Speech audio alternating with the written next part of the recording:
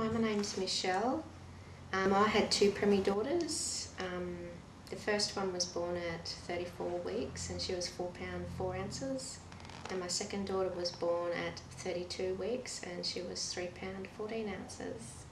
I had two caesareans because I got quite ill. Because I have the corresponding kidney disease, that's why I had the premature babies. When they're born preemie, they give you a quick look to say hi, and then they have to rush them off and do all sorts of testing and make sure they're breathing okay and all their vital signs are healthy enough to get them to the next stage. With my second daughter, I only had my first cuddle on the 4th day. It can be upsetting, it delays the bonding process. You don't really feel as close to your baby if you can't touch them and hold them. You just assume if they don't say, you know, you're ready to have a hold, you just assume that they're not ready to be held yet. So even after my first daughter, going through all that and exactly the same thing the second time, you just sort of wait until you're told, okay, they can cope with this now, so you don't really say anything. Yeah, if you have any queries about anything, you speak up, and they're only willing to help. Like, they're there to help you as well as the baby. Obviously their primary concern is the baby, but you're a major part of that.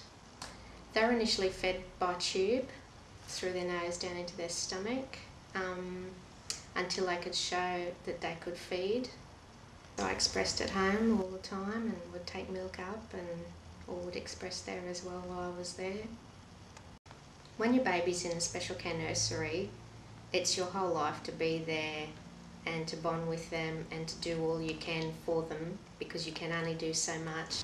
Basically, I had to be there every day just to feed them and bath them and hold them whenever I could. And I remember one day with my second daughter, you only got to bath her every few days, and I come in this one day to bath her and they had to apologise for me because to me because they had bathed her instead of another baby. And I was amazed at how upset I was because I'd missed out on this one little thing.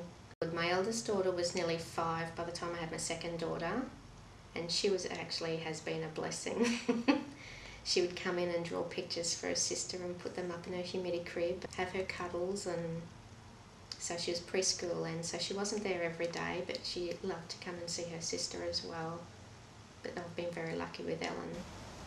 My first daughter didn't really have any problems with her preemie birth or health-wise, except that she had to be supplemented with extra oxygen for quite a while, and she was slowly weaned off that.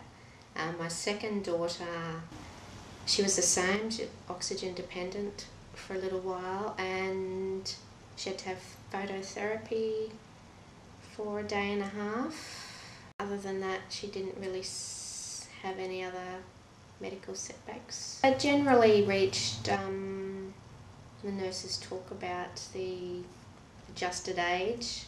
I used to keep that in mind with all their milestones. But physical things like their walking was often, you know, a month or two later by the time they were proficient at things like that. But verbally they were ahead even of other babies, but physically they sort of kept their adjusted age.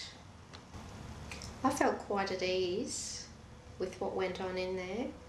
They did keep you informed, and the way they operate in the nursery, you just had confidence in them, and you knew that you weren't in the way, that they were there to help you as well as the baby, and I felt totally at ease while I was there. It was hard for your baby to be there without you, but when you were there with them, everything was okay, and respected the staff, and yeah, they did a good job.